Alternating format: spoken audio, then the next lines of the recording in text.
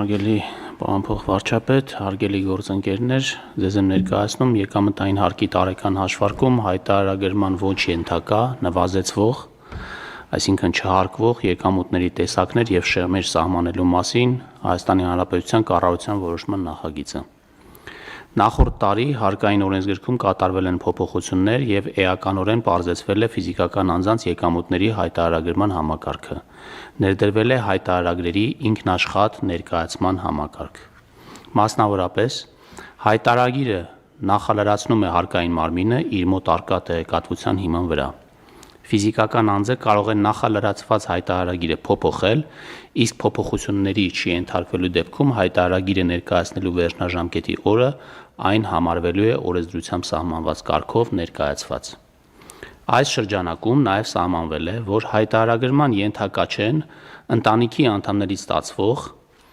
նվազեցվող եկամուտները։ Հայտարարատու ֆիզիկական անձի ընտանիքի անդամներ են համարվում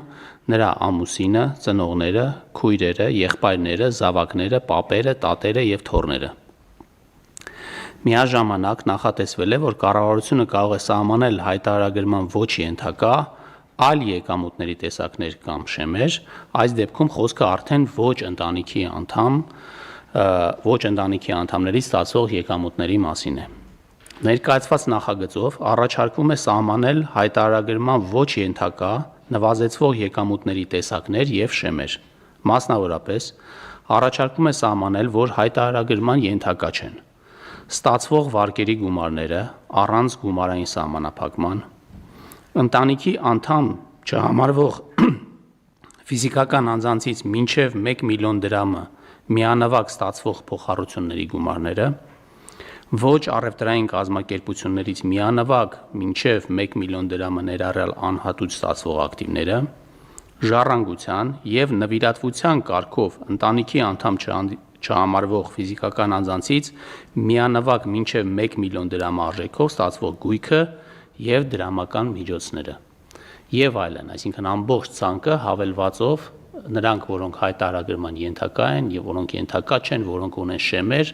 սահմանվում է հավելվածով։ Այսքանը խնդրում եմ հաստատել։ Ժառանգությամբ ստացված դրամական միջոցները հասկանալի է, բայց գույքը լավ չհասկացա, պարոն նախարար, կներեք էլի մի հատ պարզաբանեք։ Սովորաբար ժառանգությամբ ստացված գույքը նաև ստացողի գնահատմամբ, որ գնահատվում և հայտարարագրվում է։ Եթե անշարժ գույքի մասին խոսք գնա մոտարկված արժեքը դեր ունի, թե անձը ինքնուրույն է գնահատում։ Ինքնուրույն գնահատում է։ Շատ լավ։ Հավանիր տեսանյութը և բաժանորդագրվիր նորությունները բաց չթողնելու համար։